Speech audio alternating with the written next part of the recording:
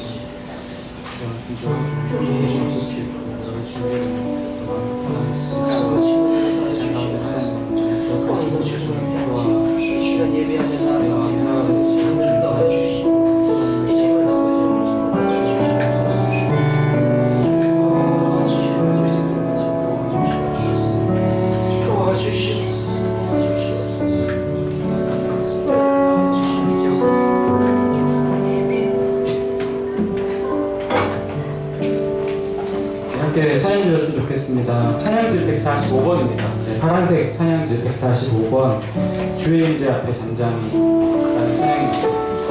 우리 마음을 다 내려놓고 주의 임재 가운데 우리가 온전하게 스며들 수 있었으면 좋겠습니다. 함께 찬양 드리면서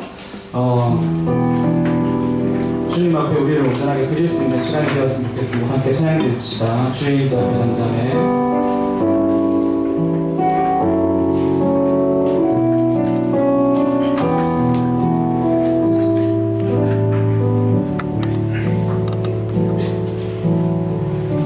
주의 임재 앞에 잠잠해 주여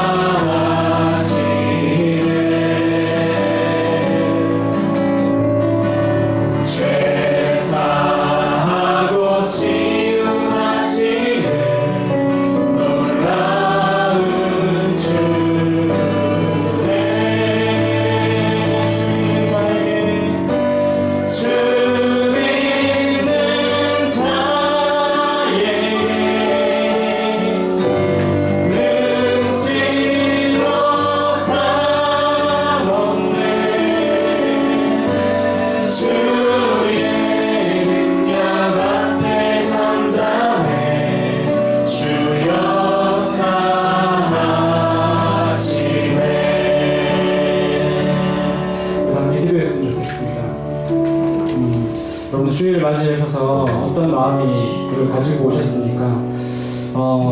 작은 교회라 사실 개척교회라고 얘기하면 이 정도 규모는 개척교회는 아니지만 내가 오지 않으면 누군가가 알겠지, 또 내가 가지 않으면 내가 해야 될 일들을 또 다른 분들이 또 수고를 하시겠지, 또 가지 않으면 왜 그렇게 오지 않았느냐고 묻지 않을까, 여러 가지 마음으로 오셨을 수도 있다고 생각합니다. 오시기 힘든 그 상황 속에서도 하지만 우리가 어떤 의무감이나 소속감 굉장히 중요하지만 무엇보다도 주님을 만날 수 있도록 그 자리에 나오기를 원하는 간절한 마음들이 우리 안에 더 많이 있었으면 좋겠습니다. 주님께서 임재하는 이곳 가운데 주님 먼저 임재하셔서 저희보다 몇 시간 혹은 일주일 전 혹은 1년 전부터 이 자리를 준비하실 수도 있다고 생각합니다. 우리의 마음이 하나로 뭉쳐져서 지금 먼저 계시는 주님을 만날 수 있는 마음들이 될 수 있도록, 우리가 예배드리는 우리 모든 마음들이 흩어지지 않고 하나가 될 수 있도록 해달라고 간절하게 예배를 위해서, 여러분들의 마음을 위해서 한 번 더 기도하는 시간이 됐으면 좋겠습니다. 기도합시다. 하나님 아버지, 시간 나쁜 올려드립니다. 주여 도와주십시오. 우리의 마음이 흩어지지 않고 하나가 될 수 있도록 주님 도와주십시오. 예배가 아버지 허리하지 않더라도 아버지 예배에 사랑할 만한 그런 것들이 아닐지라도 우리의 마음이 하나가 될 수 있도록 주님 도와주시고, 주의 가운데 우리가 온전하게 나갈 수 있도록 주님 도와주시고, 하나님의 정말 아버지 은혜를 온전히 경험할 수 있도록 주님 도와주시고, 우리 아버지 주의 인재가, 주의 영광이, 주의 능력이 이곳 가운데 온전하게 계시고, 우리 아버지 힘을 주시고 역사하실 수 있는 자리가 될 수 있도록, 우리의 마음 정말 하나가 될 수 있도록 하나님 도와주셨으면 좋겠습니다. 순결하신 주님,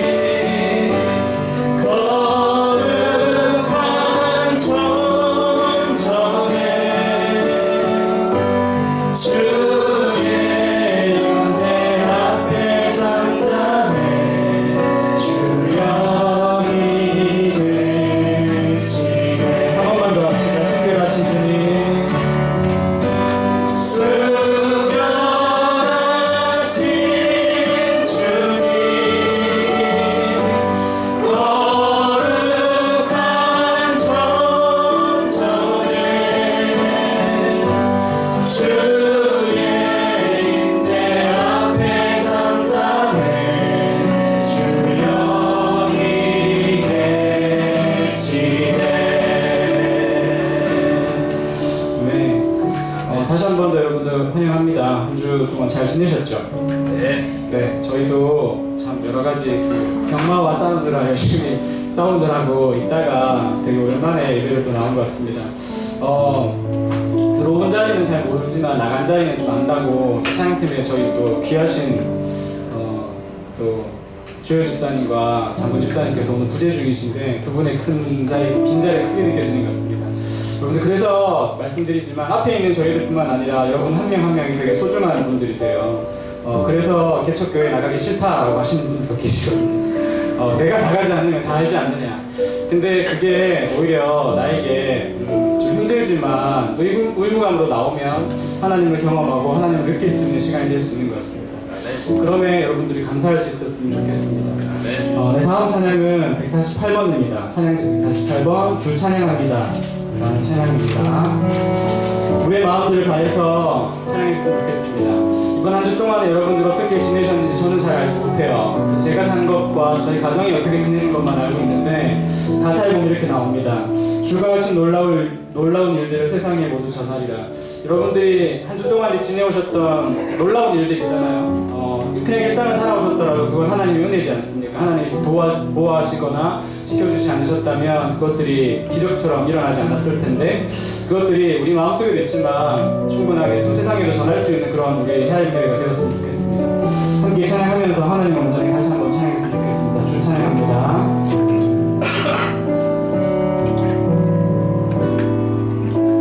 주 찬양합니다.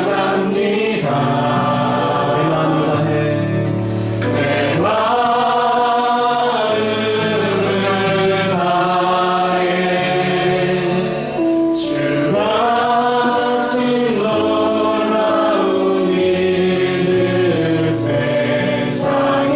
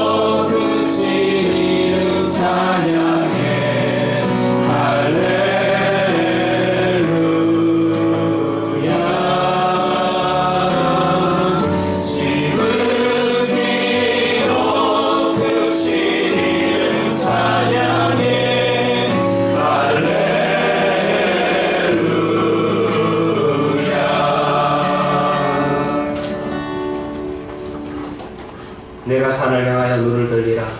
나의 도움이 어디서 올까? 나의 도움은 천지를 지으신 여호와에게서 오다. 여호와는 너를 지키시는 이시라. 여호와께서 내 오른쪽에 내 그늘이 되시나니 낮에 해가 너를 상하지 아니하며 밤의 달도 너를 해치지 아니하리로다. 여호와께서 너를 지켜 모든 환난을 면하게 하시며 또 내 영혼을 지키시리로다. 여호와께서 너의 출입을 지금부터 영원까지 지키시리로다. 아멘. 우리 자리에서 일어나셔서 왕이신 나의 하나님 믿음으로 고백하며 찬양합시다.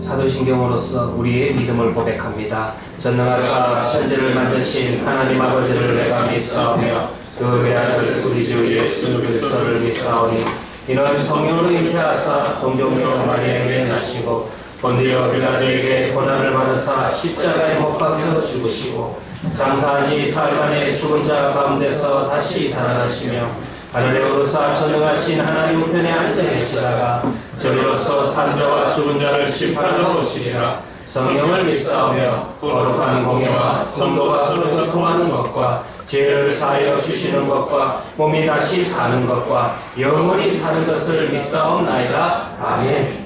네, 우리 자리에 앉으셔서 찬송가 93자 예수는 나의 힘이요 내 생명 되시니.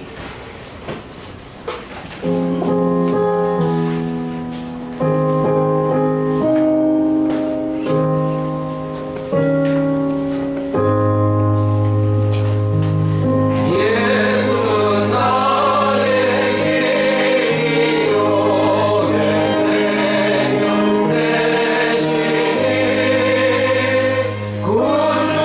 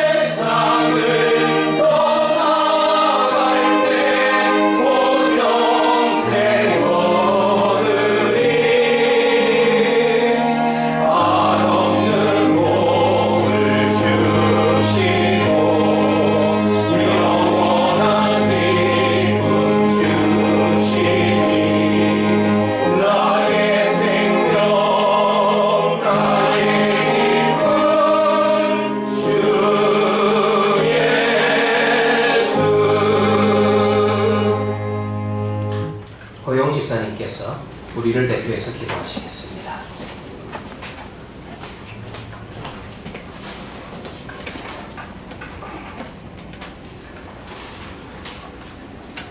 언제나 우리와 함께 하시며 한없는 사랑과 은혜로 인도하신 하나님, 오늘 이 시간 오직 하나님께 영광을 올려드리는 주일 예배 귀한 은혜의 자리로 인도해 주심을 감사드립니다. 지난 한 주간도 하나님 은혜와 섭리 가운데 평안을 누리며 안전하게 또 지켜주시고, 또 이 시간 몸과 마음이 다른 곳이 아닌 예배 자리로 나와서 찬양과 기도와 말씀으로 주님 만나게 하시니 감사합니다. 이 시간 신령과 진정으로 하나님 앞에 드리는 거룩한 예배가 되게 해주시옵소서. 하루하루 삶을 늘 되돌아볼 때 하나님 말씀 따라 살지 못하고 주님께서 기뻐하시지 않는 삶을 다시 한번 돌아보며 회개합니다. 날마다 주님 부족합니다. 주님 연약합니다. 늘 넘어집니다. 주님, 저희 더러워진 우리 심령을 주님 흘려주신 십자가의 보혈로 깨끗하게 씻어주시어서 주님 앞에 정결한 모습으로 나아갈 수 있도록 이렇게 해주시옵소서. 세상 삶에 흩어졌던 우리 마음의 중심을 다시금 붙잡아서 이 시간 온전히 주님께로만 함께 향하게 하시고 오직 하나님만 홀로 주인 되게 해주시옵소서. 이 시간 하나님 선하신 계획 가운데 진행 중인 교회 건축을 위해 기도합니다. 지금까지 알게 모르게 수고하고 헌신하는 건축위원회와 또 늘 뒤에서 기도로 애쓰는 모든 성도들 주님 기억하여 주시고 하나님의 은혜와 위로와 축복도 하여 주시옵소서. 완공되는 그날까지 주님 지켜주시고 인도하여 주시옵소서. 아름답게 완공되어서 하나님께서 세우신 귀한 동역자들과 모든 성도들이 하나 되어서 하나님의 기쁨이 되는 교회로 또 맡겨주신 사명을 잘 감당할 수 있도록 인도해 주시옵소서. 이 시간 말씀을 증거하신 이경식 목사님 위해 기도합니다. 성도들을 위해 항상 눈물로 무릎으로 간구하시는 목사님의 기도에 늘 귀 기울여 주시고 목사님의 영과 육을 강건하게 지켜주셔서 언제나 성도들을 늘 바른 길로 인도하도록 주님 성령 충만하게 지켜주시옵소서. 목사님을 통하여 하나님께서 주신 진리의 깨달음이 우리에게 선포될 때 모든 성도가 큰 은혜 받는 귀한 시간 되게 해주시옵소서. 예배를 준비하여 도우는 예배위원들과 또 악기로 하나님께 찬양을 드리는 모든 손길 기억하시며 성령으로 함께 해주시옵소서. 하나님, 몸과 마음을 향하여 주님께 신령한 예배 드리오니 이 예배 주님 훈양하여 주시고 넘치는 은혜와 축복으로 우리 심령을 충만하게 하여 주시옵소서. 모든 예배 시종을 주님께 의탁하며 아무런 공로 없는 주인 우리 주 예수 그리스도 이름으로 기도드립니다. 아멘.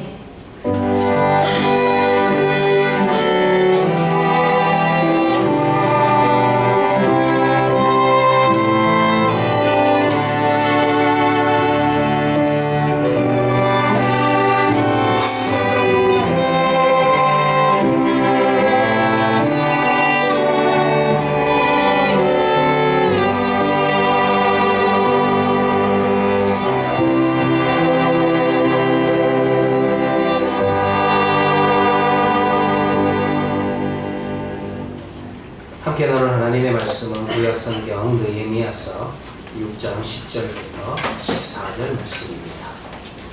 제가 갖고 있는 성경으로 구약성경 734면이 되겠습니다. 느헤미야서 6장 10절 말씀부터 14절 말씀까지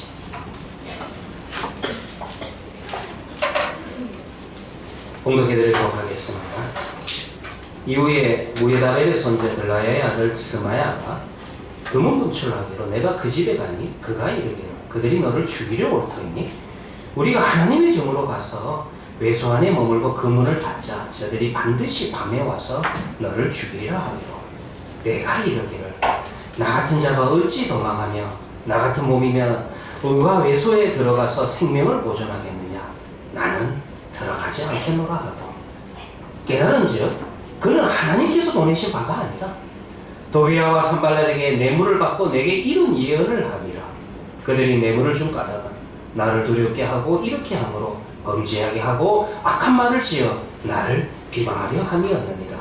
내 하나님이여 도비아와 산발락과 여선지인 노아다와 그 남은 선지자들 곧 나를 두렵게 하고자 한 자들의 소행을 기억하옵소서 하였노라. 아멘.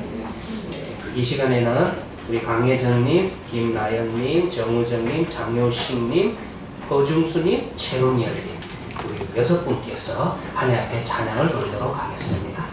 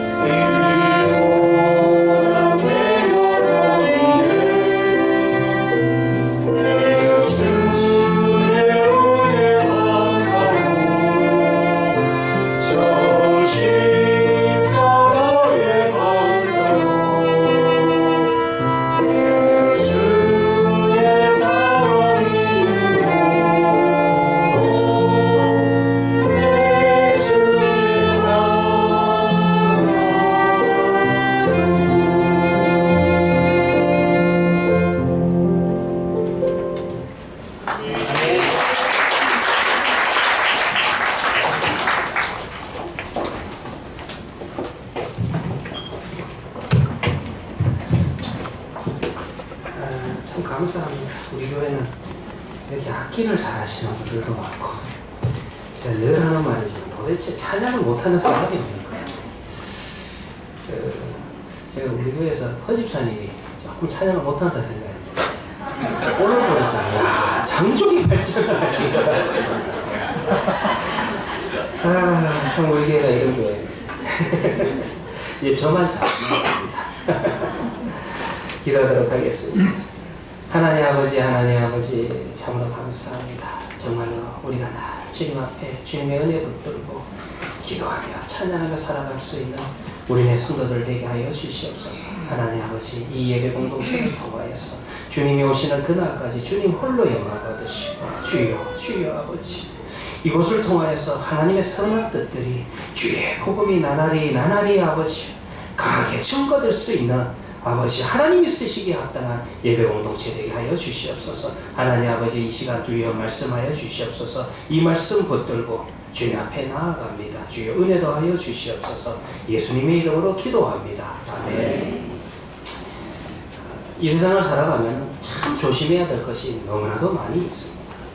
그런데 세상이 발전하면 발전할수록 문명이 발전하면 발전할수록 또 사회가 더욱더 세분화되어질수록 이 조심해야 되는 것이 점점 늘어나는 것만 같습니다. 예를 들면은 우리가 지금은 솔직히 우리나라에서 교통사고로 죽는 분들이 너무나도 많아요. 제가 동성로를 지나올 때마다 대구에 지금까지 교통사고로 사상자 수가 형광판으로 계속 나옵니다. 그 숫자를 보면은요, 대구 안에서만 교통사고로 인한 사상자 수가 제가 생각한 것보다 굉장히 높은 거예요. 그러니까 정말 여러분들 자조심해야 되죠. 우리 아들이 자전거 사달리 할 때도 제가 털컥 겁이 났던 게 뭐냐면 혹시라도 길가에 나갔다가 이 자동차 사고 날까봐, 교통사고 날까봐. 우리는 매일같이 살아가면서 교통사고에 대한 두려움을 가지고 있다는 것입니다. 그런데 사실 이 교통사고에 대한 두려움은 제가 어렸을 때, 제가 초등학교를 다녔을 때는 교통사고에 대한 두려움이 없었다는 것입니다. 그리고 요즘 또 우리가 두려움을 가지는 게 무엇입니까? 체중 조절이죠. 다이어트. 이 체중 조절과 같은 것은 옛날에는 조금도 걱정할 필요가 없었다는 것입니다. 돌아가신 저희 할머님이 저를 볼 때마다 다 하는 말이 장손이거든요. 그러다 보니까 우리 할머니께서 저를 볼 때마다 하시는 말씀이 뭐냐 하면, 아이고 경렬아, 저 서울집에서 쓰는 제 본명은 경렬입니다.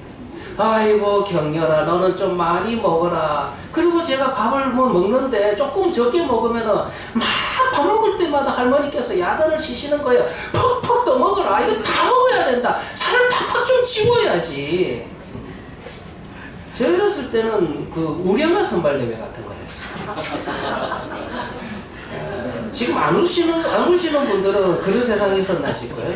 웃으시는 분들은 여러분들 저와 같은 세상을 사신 분들입니다. 사실 지금 생각해보면 우량아 선발대회라는 거 하는 것이 비만이 좀 있는, 처음으로 생각하면 그런 애기를 뽑는 그런 선발대회 아니에요. 하여튼 여러분들, 이런 체중 조절을 해야 되고 다이어트를 해야 되고 적게 먹어야 되고 이런 거는요, 옛날에는 찾아볼 수 없었던 그런 걱정거리였다는 것입니다. 그러나 옛날이나 지금이나 동일한 걱정거리가 있습니다. 무슨 걱정거리가 있냐면은 사람을 조심해야 되는 거. 사람을 조심해야 되는 것은 옛날이나 지금이나 동일한 걱정거리가 된다는 것입니다. 과연 예를 들어서 저희 어머님도 제가 밖에 나가서 놀 때 이런 말은 안 하셨어요. 야, 나가 놀 때 좌우에 차가 오는지 안 오는지, 차가 오는 도로에서는 놀지 말아라, 그런 이야기는 할 필요가 없었습니다. 그런데 예나 지금이나 동일하게 하시는 말씀은 뭐냐면은, 야, 너 밖에 나가서 놀 때 혹시 모르는 사람이 너 따라가자 그러면은 절대 따라가면 안 된다, 그런 이야기를 합니다. 그리고 어떻습니까? 우리네 자녀들이 예나 지금이나 친구들하고 같이 나가서 놀다 오겠다 그렇게 이야기하면은, 야, 그 친구가 어떤 친구냐, 혹시라도 나쁜 사람은 아니냐, 너 나쁜 친구 사귀지 마라, 그런 이야기들은 옛날이나 지금이나 동일하게 우리네 부모님들이 우리에게 하는 말들이라는 것입니다. 왜 이런 말들을 하는 겁니까? 사람이야말로 사람을 가장 위협할 수 있는, 사람을 가장 해롭게 할 수 있는 가장 위험한 존재가 실제로는 사람이라는 것입니다. 물론 여러분들, 사람 조심하라는 이 말이 결국 이웃과 단절된 격리 생활을 하라, 그 말은 아닐 겁니다. 이 말은 우리가 정말 악한 사람을 조심해야 된다. 나를 이용하고자 하는, 나를 함정에 빠뜨리고자 하는 사람을 조심해야 된다는 그런 의미를 담고 있는 것이요. 우리는 기독교인이기 때문에 하나님을 믿는 사람들은 그 이야기들 속에서 영적인 것도 볼 수가 있어야만 된다는 거예요. 영적인 의미는 뭡니까? 이 우리에게는요 죄성이 있거든요. 그런데 이 사단이요 사람 속에 있는 죄성을 사용해가지고 그 본성을 사용해가지고 역사를 한다라는 것입니다. 악한 영이 그렇게 움직인다라는 것이에요. 그렇기 때문에 우리가 사람을 조심한다라는 이 말은 기독교인의 입장에서는 좀 더 나아가서 영적인 의미로 확대 해석을 해야 돼요. 우리 모두가 다 우리 안에 죄성이 있다는 것을 인정하셔야 되고, 이 죄성을 통해서 역사하는 다른 나뿐만 아니라 다른 사람들까지 무너뜨리는 그런 악한 영의 역사, 사단의 역사를 조심해야만 된다는 것입니다.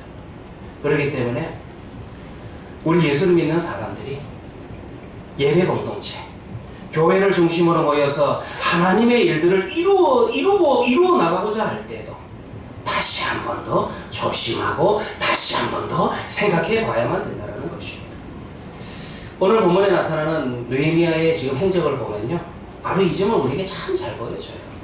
참 여러분들 계속해서 느헤미야서를 설교하고 있지만 정말 느헤미야서 특별히 4장, 5장, 6장까지 읽어보시면 왜 이렇게 환난 풍파는 끝이 없는지, 왜 이와 같이 반대는 끝이 없는지, 왜 이와 같이 시련은 끝이 없는지, 악한 사단의 역사는 끝이 없는지 계속해서 느헤미야에게 이런저런 방법과 이런저런 모습으로 다가오고 있다는 것입니다.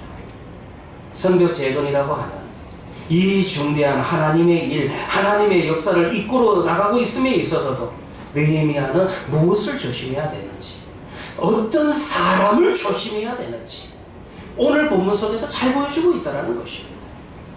우리는 오늘 본문을 통해서 정말로 조심해야 될 두 종류의 사람이 있어요. 우리가 신앙생활하면서, 우리가 교회에서 예배 공동체 속에서 신앙생활을 해 나가면서 조심해야 될 두 종류의 사람이 누구인지 오늘 본문을 통해서 잘 보여주고 있다는 겁니다. 이 두 종류의 사람은 어떤 사람입니까? 첫 번째 부류는요, 다른 사람 보지 마시고, 제가 이렇게 설교를 하면은 그래 저 사람 조심해야 돼.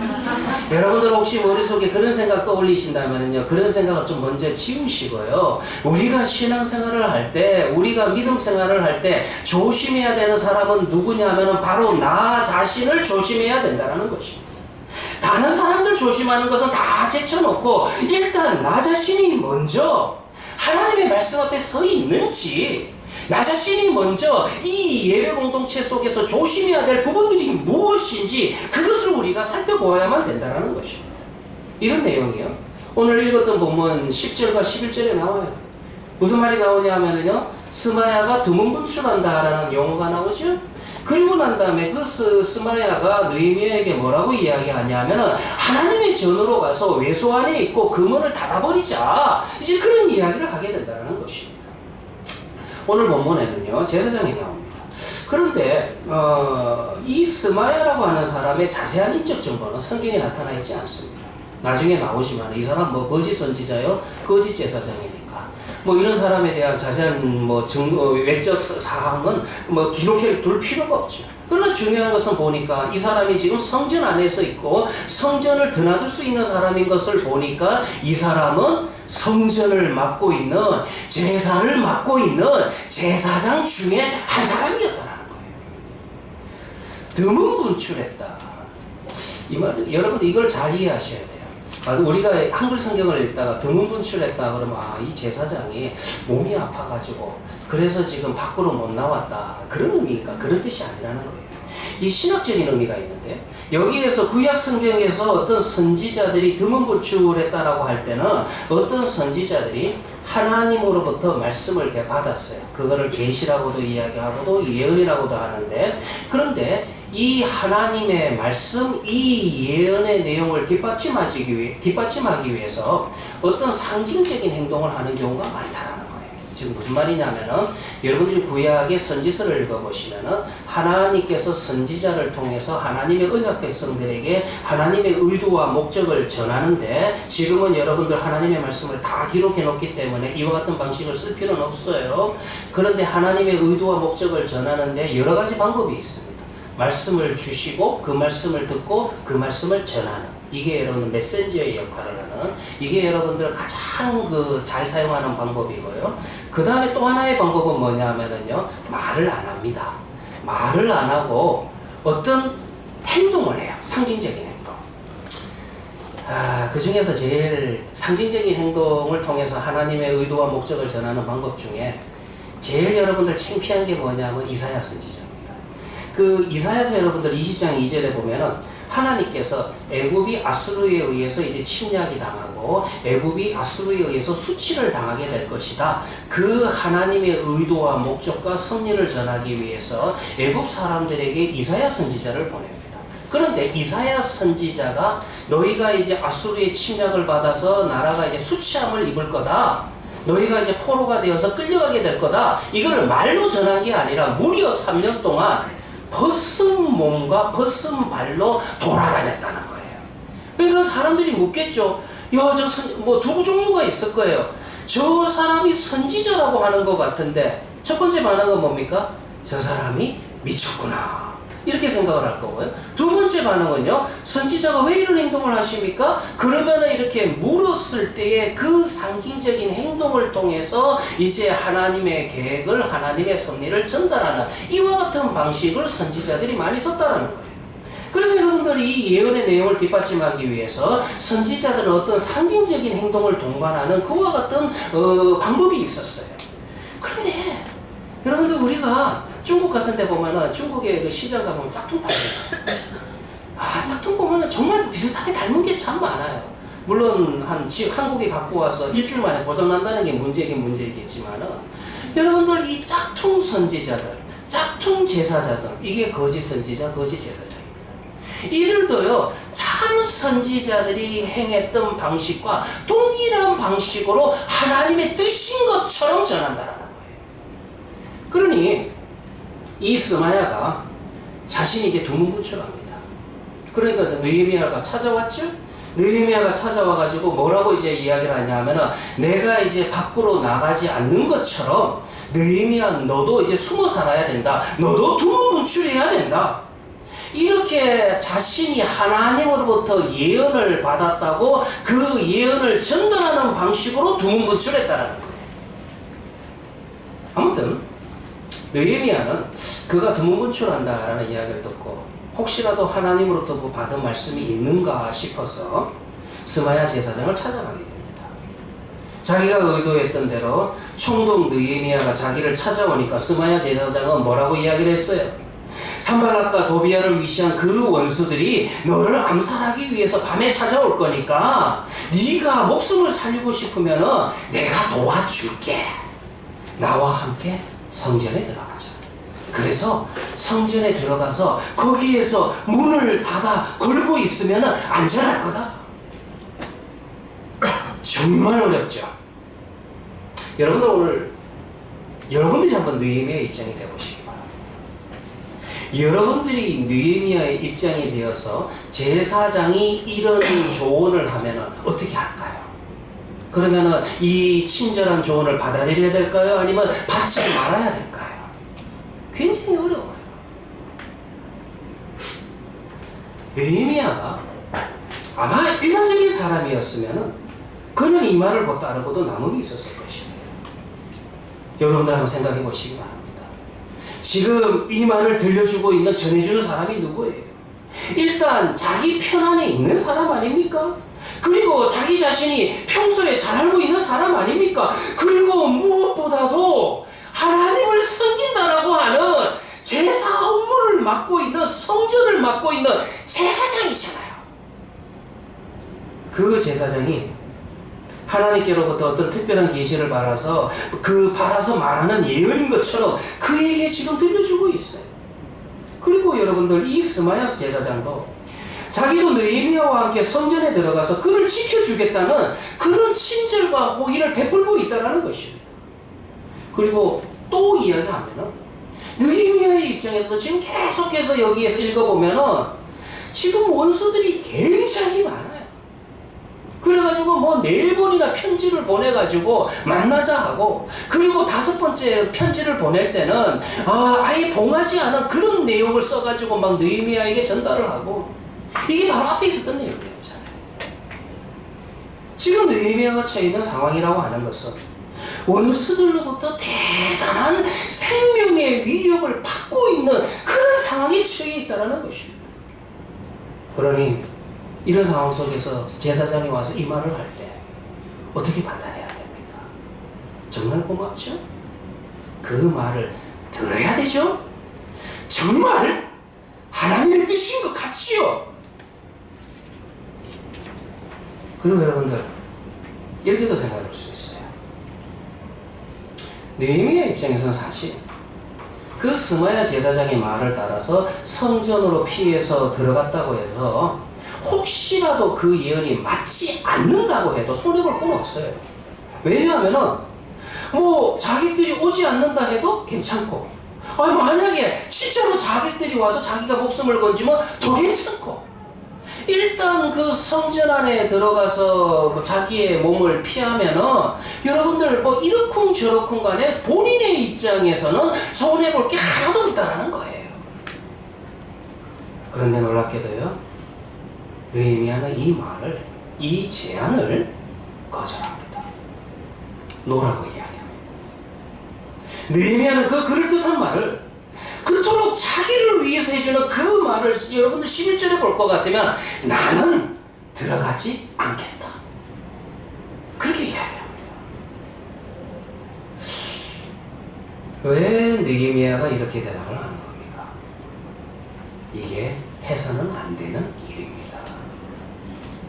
이게요, 해서는 안 되는 일입니다. 왜 해서는 안 되는 일인지 느헤미야는 2가지 이유를 들려주고 있습니다. 그 이유 중에 첫 번째는 사람들 앞에서 해서는 안 되는 일이라는 거예요. 나 같은 자가 어찌 도망하여 라고 이렇게 이야기하는데, 이게 번역을 좀 더 정확하게 이야기하면은 나 같은 자가 뭐 제사장 앞에서 자기 자신을 낮추면서 하는 말인 것 같지만 그런 뜻이 아니고, 좀 더 정확하게 직역을 하면은 나의 위치에 있는 자가, 나의 위치에 있는 자가라는 이 말은 또 내가 이렇게 뭐 때문에 네 말을 들어야 되는데 또 자기를 높이는 말은 아니고요, 내가 지금 아주 일들이 너무 많다, 중요한 일들이 너무 많다, 자리를 피할 수가 없다, 자리를 비울 수가 없다, 그 이야기를 하고 있는 거예요. 성벽공사의 주차장, 성벽공사를 제안한 사람이고 책임자인 내가 내 목숨의 위협을 받는다고 지금 그 일을 버려두고 내가 지금 도망을 한다면, 숨어 있다면은 지금까지 온갖 어려움 중에서 수고해왔던 나머지 백성들이 어떻게 생각하겠느냐, 어떻게 사기가 끊기겠냐. 내가 책임자로서, 내가 지도자로서 나는 백성들 앞에서 그런 모습을 보여줄 수 없다. 이것이 느헤미야가 제안을 거절한 첫 번째 이유 중에 하나입니다. 그뿐만 아니라 2번째로, 이 일은 하나님 앞에서 해서는 안 됩니다. 하나님 앞에서 해서는 안 됩니다. 우리 한글 성경을 보면은요, 여기 스마야가 말하는 장소가 하나님의 전 외소 아니라 그렇게 이야기를 하는데, 이게 여러분들 어디를 이야기하냐면, 외소라고 그러면 좀 어렵고요, 성소를 그냥 두고 이야기하는 겁니다. 여러분들 출애굽기에 보면은 처음에 하나님께서 모세에게 성막에 대한 설계도를 주시죠. 그런데 그 성막에 대한 설계도는 위에는 지붕이 연결이 되어 있고 중간에 막이 있습니다. 그래서 중간에 막을 두고 우리가 안쪽을 법궤가 있는 지성소라 그렇게 이야기를 하고, 그 다음에 바깥쪽을 성소라, 거기에는 나중에 징설병상과 등대와 향단을 두고 있는데, 이 성소를 의미하는 것이 바로 이제 그 히브리어로 헤칼이라고 하는 것은 넓은 방이나 사실 그런 뜻이에요.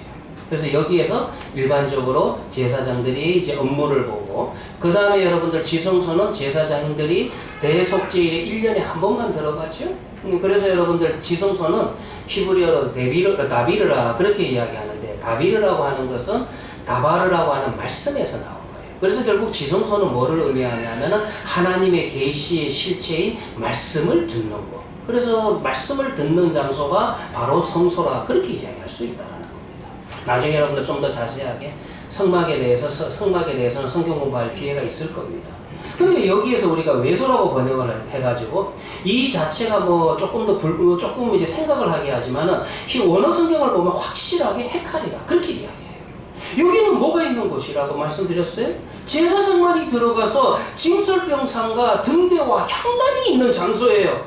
그러니까 여기는 아무리 느헤미야가 총독이라 할지라도 본인이 제사장이 아니니까 들어갈 수가 없는 장소라는 거예요. 그러면은 우와, 제사장이 정말로 느헤미야를 생각해가지고 내가 네 생명을 구하기 위해서 지금 암살의 위협을 당하고 있으니까 괜찮아, 우리 제사장만 들어올 수 있는 이 성소 안에 들어와. 여기 숨어 있으면 여기는 제사장밖에 없는 곳이니까 설마 자객들이 네가 여기 숨어 있는지 알겠어? 숨기에 딱 좋은 장소 아니겠어? 그렇게 지금 이야기한 거라. 정말 그런 의도였어요? 나중에 여러분들 느헤미야가 정확하게 깨닫습니다. 참 말씀 앞에 하나님의 말씀으로 인도를 받으니까 나중에 이 결정에 대해서 지혜로운 결정을 하는 거예요. 나중에 여러분들 13절 하반절에 보면은 이 목적이 뭐였어요? 하나님 앞에 범죄하게 하고 또 악한 말을 지어서 사람들로 하여금 느헤미야를 비방하게 하게 합니다. 저게 뭐 총독이 되더니까 성전도 없고 제사장도 무시하고 와 완전히 제사장만 들어올 수 있는 성전의 그 성소에 막 지가 들어와 있다. 그 이야기는 하는 거예요. 느헤미야가 어떻게 그것을 피할 수 있었습니까? 스마야 제사장이 뇌물 받은 것을 미리 알고 있었을까요? 아니. 여러분들 그 뒷절을 볼 것 같으면 이 뒤에 나오는 내용은 나중에 느헤미야가 이 성경을 기록을 하면서 나중에 알게 된 내용이에요. 느헤미야가 스마야 제사장의 제의에 대해서 즉각적으로 보여준 반응은 그런 행위는 내가 책임자로서 리더로서 내가 백성들 앞에서도 해서는 안 될 일뿐만 아니라 하나님의 말씀에 비추어 볼 때 더더욱 해서는 안 되는 일이다. 일견 호의적으로 보이는 그 제안을 받아들여도 정말 그 무방보 사실은 우리가 충분히 이해가 돼요. 솔직히 여러분도 우리가 이 성경을 읽으면서 느헤미야가 여러분 성소 안에 도망을 쳐서 거기서 몸을 숨기고 있다 할지라도 어떻습니까? 충분히 이해가 되지 않습니까? 그런 형편과 이유가 있었음에도 불구하고 느헤미야는 안 될 일은 아예 하지 않도록 자기 자신을 하나님과 사람들 앞에서 조심할 줄 알았다는 거예요. 바로 이와 같은 조심스러운 자세가 예배 공동체 안에 있는 저를 포함해서 우리 성도 모두가 다 지켜져야 되는 기본 자세라는 것입니다. 우리가 한 교회 안에 모여서 한 가지로서 마음을 합해서 어떠한 한 가지 하나님의 일을 목표를 해서 향해 나아갈 때 정말 조심해야 되는 사람은 누구냐 하면 옆에 사람 보지 마시고 나부터 조심해야만 된다는 것입니다. 우리가 여러분들 느헤미야 같은 판단을 하기 위해서는 어떤 지혜가 있어야 돼요?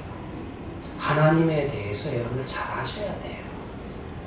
하나님이 어떠신 분이신지 잘 알아야 됩니다. 하나님에 대해서 잘 알고 여러분들 하나님을 제대로 이해하기 위해서는 결국 우리는 하나님의 말씀 앞에 겸손히 엎드려서 듣고 배울 수 있는 그와 같은 마음이 필요하다는 거예요. 그렇지 않으면 하나님의 말씀과 상관없는 신앙생활을 하게 되면 나 자신이 먼저 넘어지게 돼요. 그렇게 나 자신이 먼저 넘어지게 되면은 그러면은 여러분들 하나님 앞에 예배드리는 예배 공동체가 함께 넘어지게 된다는 것입니다. 나 자신을 조심하시기 바랍니다. 우리는 언제 나 자신을 조심해야 됩니까? 성경은 잘 모르는데 그런데도 불구하고 종교적 생활 잘하는 사람들,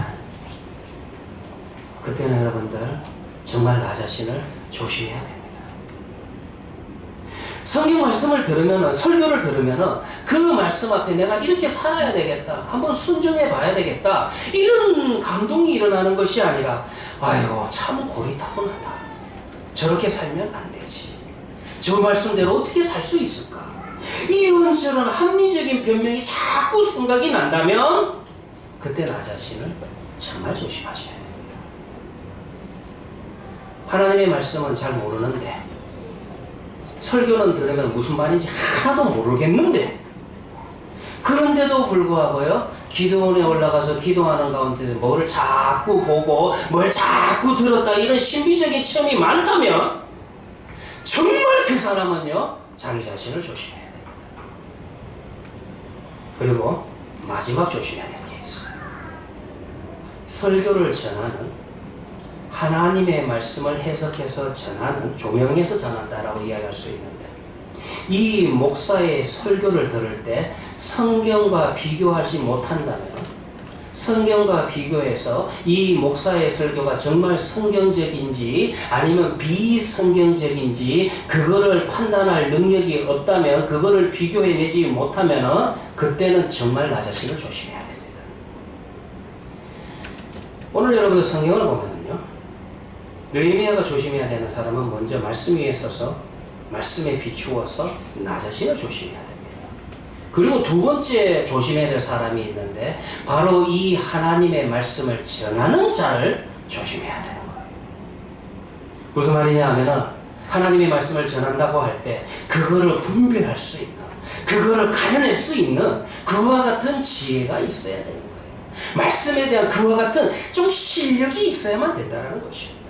만약 여러분들 그렇지 않으면은, 지금 자기는 하나님을 섬긴다고 하면서 섬기는 그 모든 수고와 헌신과 물질이 다 헛된 수고가 되잖아요.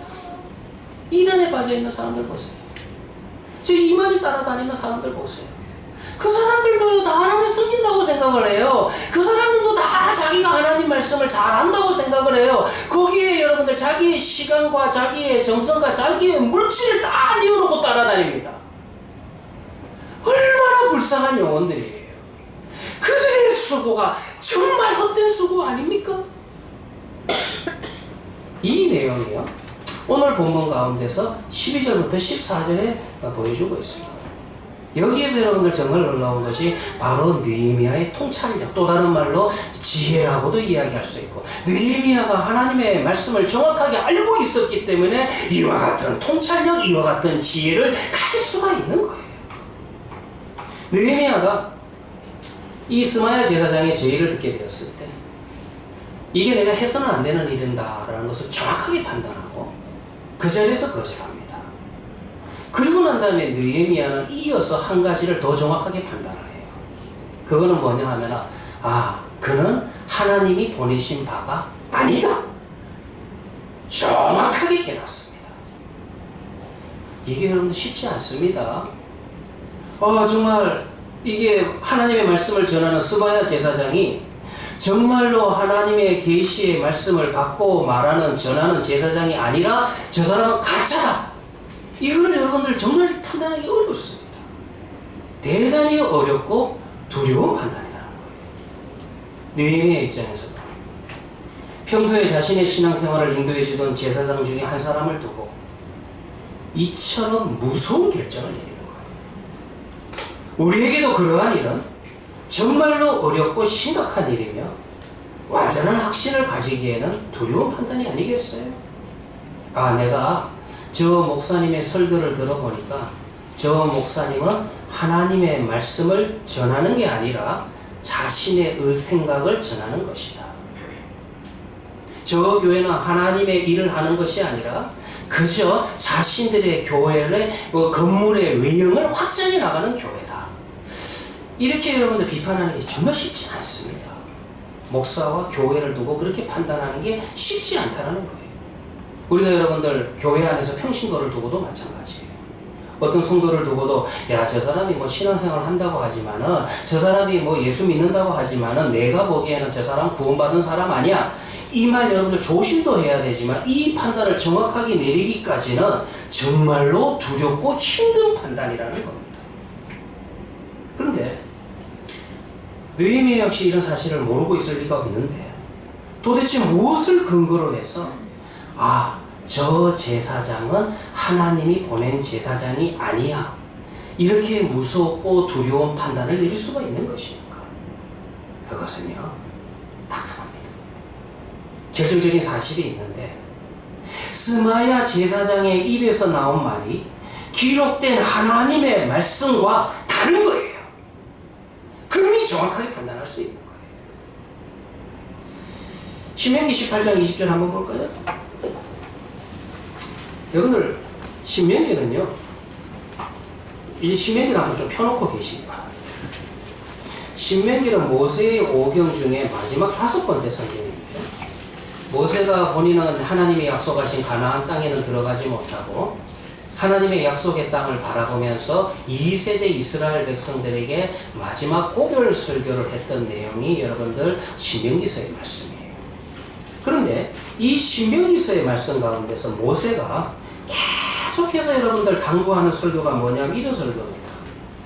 18장 20절에 보시면 신명기서 18장 20절에 보면은 만일 어떤 선지자가 내가 전하라고 명령하지 아니한 말을 제 마음대로 내 이름으로 전하든지 그 선지자는 죽임을 당하리라.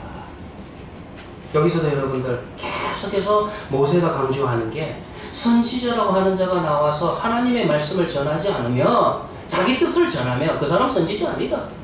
그 사람 죽여야 됩니다. 여기로서 여러분들 이 말씀 그만큼 하나님이 단호하다라는 거예요. 아까 여러분들 10절과 11절에서 살펴보았던 것처럼 성소에는요 오직 제사장만 들어갈 수 있어요. 이게 어디 기록되어 있냐? 민수기 18장 또 7절에 기록되어 있어요.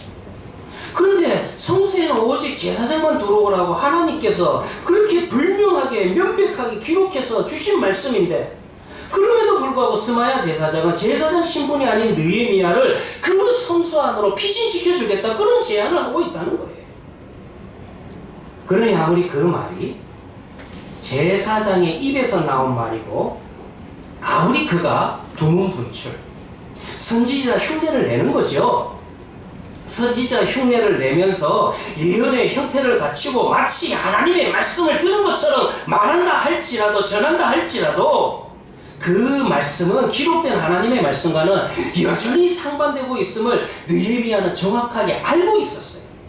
성경은 기록된 하나님의 말씀을 알고 있었기 때문에 이 복잡한 상황 속에서 정말 솔깃한 제안이지만 단호하게 거절할 수가 있었다는 거예요. 그러니 여러분들, 결론은 불명할 수밖에 없습니다. 하나님은 한 분이십니다. 하나님이 한 분이다라는 말은 하나님은 어제 이 말했다가 마음 바꿔서 내일 저 말 한 분이 아니에요. 하나님은 변덕 있는 하나님이 아니라는 거지.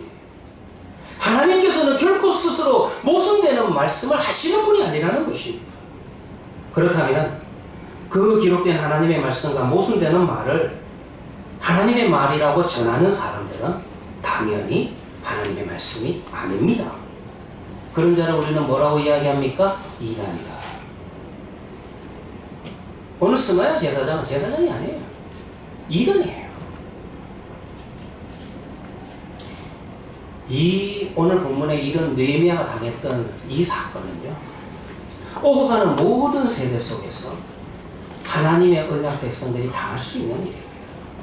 사단이 제일 쉽게 사용하는 방법이라는 겁니다. 여러분들도 항상 여러분들, 저도 목사지만 목사의 설교가 다 하나님의 말씀이다, 너무 그런 순진한 생각 버리시기 바랍니다. 이게 여러분들 사단에게 넘어갈 수 있는 정말 좋은 방법이에요. 정말 여러분들, 우리가 목사님의 설교를 들을 때 저 목사님은 목사님이지만은 저거는 하나님의 말씀이 아니야 판단할 수 있어야 돼요. 그 판단은 어디를 근거해요? 기록된 66권의 성경. 그러니까 성경 좀 평상시에 우리처럼 공부 좀 많이 하셔야 돼요. 이거를 여러분들 기준으로 판단해야 되는데 이게 기준이 안 되니까 이리저리 흔들리는 거예요. 신구약 66권에 기록된 하나님의 말씀과 다른 말을 전한다면 그 사람 여러분들 목사 아니에요. 요즘 여러분들 희한한 목사들 많이 나옵니다. 사람들이 지옥 싫어하잖아요. 그러니까 지옥 없어. 영원 소면서를 이야기하는 목사들 종종 나옵니다. 그런 설교 요즘 굉장히 유행이에요. 고상하지요. 지옥은 없고 다만 하나님을 모르고 죽으면 지옥 간다는 말은 안 하고 그냥 영원히 소멸돼. 여기 여러분들 좀 땡기죠? 성경에 있는 지옥이 왜 없습니까? 하나님의 말씀에 지옥이 있는데 우리가 듣기 싫다고 그걸 제거해버려요? 그 사람 목사예요? 아니에요. 제 친구가 신학교 동창입니다. 참 친했어요. 정말 친했어요. 총각 시절에 맨날 둘 다 이제 결혼 안 했으니까 저희 집에 와서 먹고 마시고 공부는 안 하고 노는 친구였습니다. 그때 당시 저희 집에 비디오 게임을 제가 하나 샀는데 하여튼 둘이서 비디오 게임 엄청 했었어요. 근데 이 친구가 참 나중에 지금은 이제 미국의 밴드빌트 대학교에 거기에 이제 신학과 교수로 가 있습니다. 이제 유색 인종으로서는 처음으로 그 교회 그 학교의 역사에 교수가 됐어요. 한번 몇 년 전에 한국을 놀러 왔는데 내가 한국에 나오고 싶다 하는 거예요. 나도 목회할까? 야, 니 목회하겠나? 니 한국말도 잘 못하잖아. 한 초등학교 6학년 때인가 중학교 1학년 때 갔기 때문에. 니 한국말도 못하니 무슨 한국에 와서 목회하는데. 그래도 한국의 신학교에서 지금 두란노에서 한 번씩 성경 공부 때 했었어. 여름에 나와서. 제가 이렇게 이야기하면 이름을 내면 쉽게 알 건데. 그래서 내가 한국에 오면 뭐 될 것 같은데 니 한국말 못해서 안 된다. 왜 올라왔는데 자기가 조직 신학 교수인데 힘들다는 거예요. 이 밴드빌트 신학교가 너무 자유주의다 보니까 자기는 보수적인데 자기 선배 교수가 선임 교수가 부활을 안 믿는다는 거예요. 그러니까 자기도 밑에 후배 교수니까 이 부활 교리를 못 가리킨다는 거예요. 그럼 그 선배 교수가 믿는 부활 교리는 뭔데? 하니까 무슨 이 부활이라고 하는 것이 무슨 꽃은 시들고 죽으면은 그 씨가 다시 땅에 떨어져 가지고 다시 자라서 그 존재가 이어지는 것과 같다. 그 의미가 부활이다. 사람이 죽었다 살아나는 거 아니다. 우리 예수님께서 죽었다 살아났는데 무슨 이런 이야기를 하는 겁니까? 근데 여러분들 부활에 대한 이 교리를 이렇게 설명하면 참 철학적인 것 같지요? 참 멋있는 것 같지요? 성경 자체를 하나님의 말씀으로 받아들이지 않고 무슨 인간의 문학인 것처럼 무슨 교양서적인 것처럼 생각하는 목사님들 정말 많습니다. 엊그저께도 제가 텔레비를 돌리는데 순서가 그래요. 불교방송, 평화방송, 기독교방송. 불교방송 듣다 보니까 재밌더라고요. 그래가지고 법정 강의를 하는데 한참 들었습니다. 그러다가 돌리다가 옆에 기독교방송 봤는데 우와, 제가 순간적으로 똑같은 채널 보는 줄 알았어요. 매일 똑같은 이야기를 하는 거예요.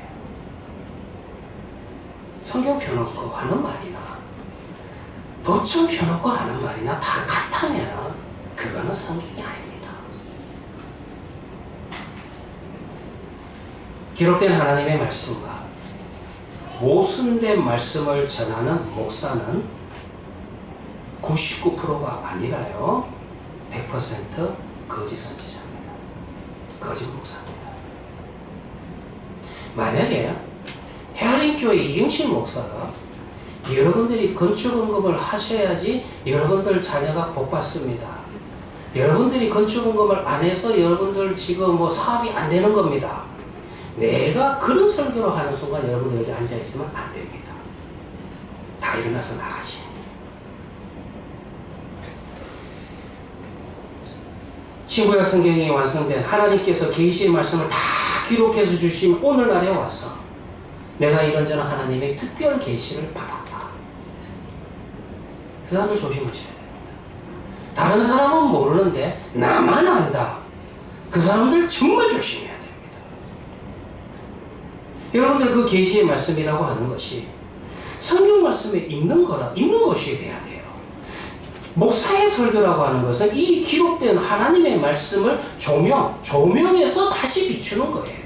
좀 더 여러분들이 이해하고 적용하기 쉽게 제가 원문이나 역사적인 배경을 가지고 설명을 하는 거지 제가 다른 얘기를 해서는 안 되잖아요.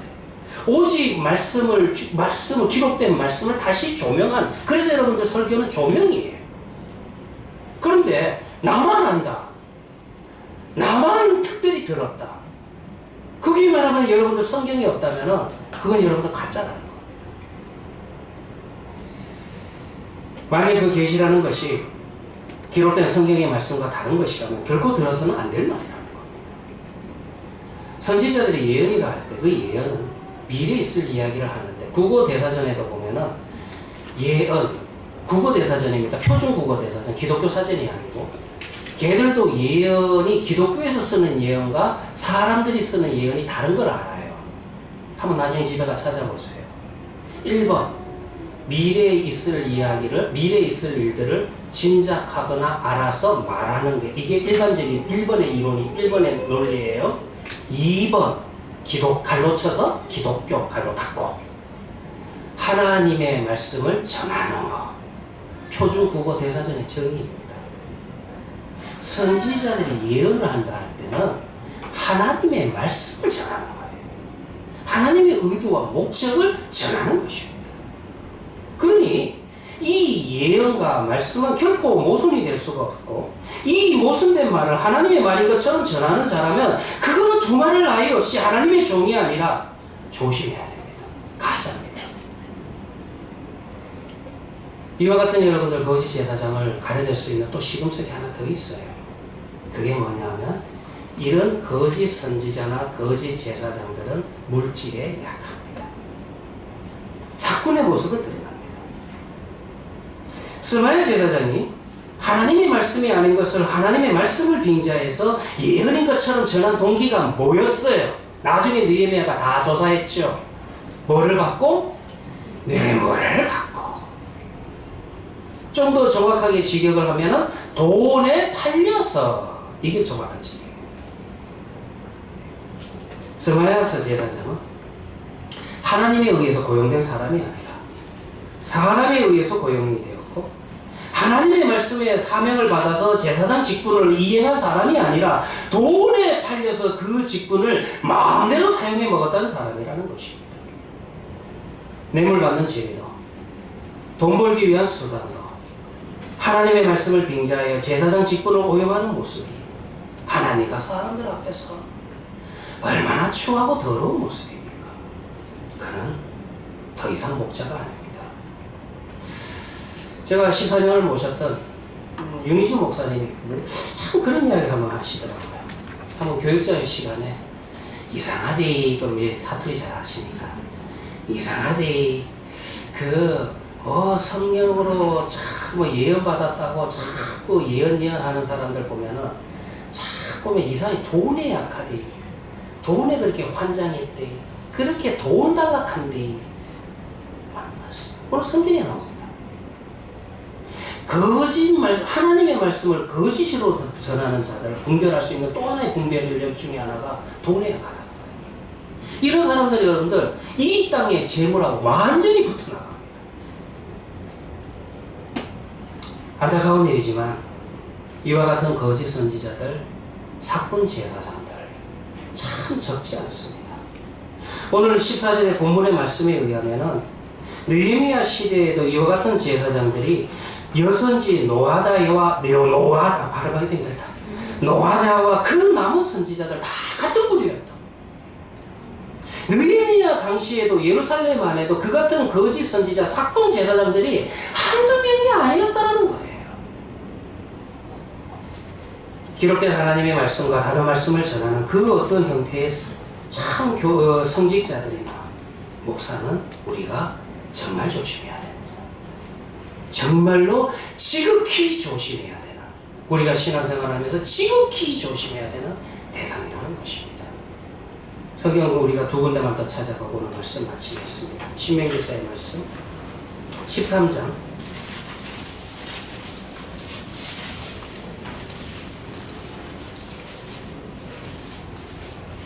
신명기서 13장 1절과 2절 말씀입니다. 너희 중에 선지자나 꿈꾸는 자가 일어나서 이적과 기사를 네게 보이고 그가 네게 말한 그 이적과 기사가 이루어지고, 그러니까 여러분들 이적과 기사가 막 이루어져요. 이루어져도 너희가 알지 못하는 다른 신들을 우리가 따라 섬기자고 말한다. 그 사람은 거짓이라는 거예요.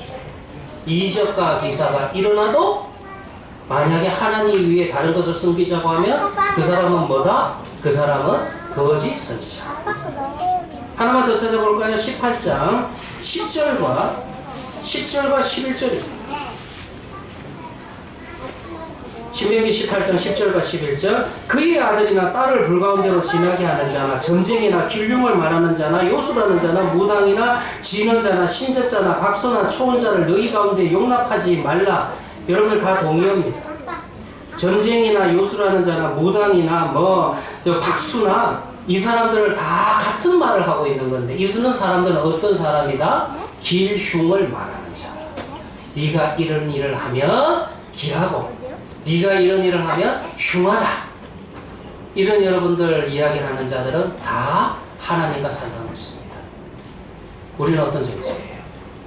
우리는 하나님께서 독생자를 주셔서 하나님의 아들과 딸로 부르셨습니다. 우리의 존재는 이미 길흉을 물을 필요가 없는 존재들이에요. 하나님의 은혜 안에 하나님의 축복 안에 머물고 있다는 것이에요.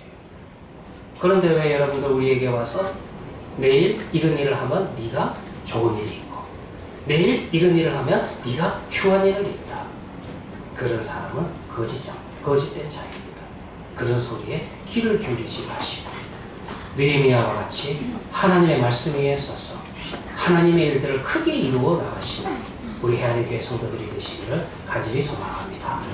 기도하도록 하겠습니다.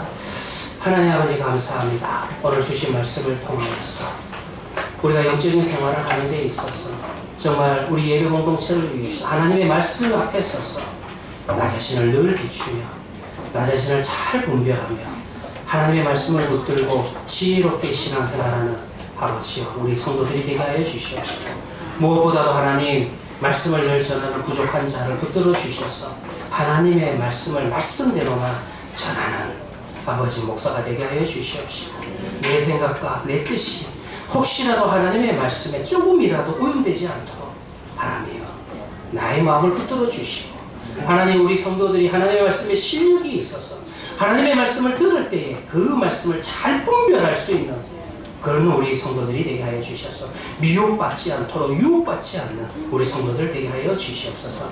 구원자 되시는 예수님의 이름으로 기도합니다. 아멘. 찬송가 우리 197장 은혜가 풍성한 하나님.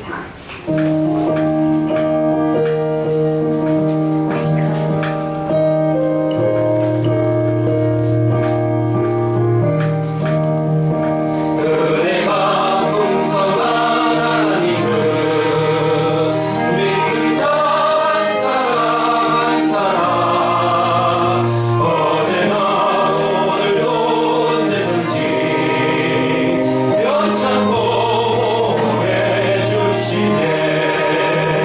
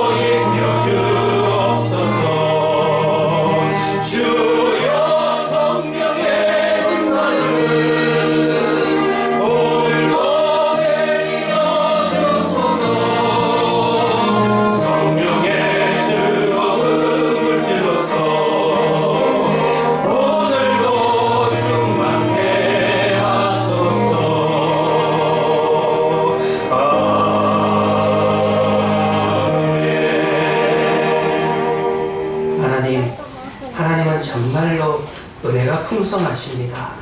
주 안에 있는 우리를 믿는 믿음을 가지고 있는 믿는 자 한 사람 한 사람을 어제나 오늘이나 내일이나 변함없이 하나님을 신실하게 변찮게 보호하시는 하나님이십니다. 하나님, 우리가 주님 앞에 이와 같은 은혜를 입었으니 주님의 이 기쁘신 은혜를 주님 앞에 서는 그 날까지 이 예배 공동체를 통해서 널리 전하는 우리 성도들이 되게 하여 주시옵시고, 하나님, 오늘도 하나님의 능력의 권세로서 살아가고 있음을 다시 한 번 더 하나님의 은혜를 바라볼 수 있는 시간들 되게 하여 주시옵소서. 이제는 우리 주 예수 그리스도의 은혜와 무한하신 하나님의 사랑과 성령의 감화감동하심이 하나님의 은혜만을 붙들고 정말로 말씀 앞에 서서 조심하며 지혜롭게 살아가는 우리 한인교회 성도들 머리 위에와 그들의 일터와 그들의 가정 위에 지금부터 영원까지 함께 있을지어다. 아멘.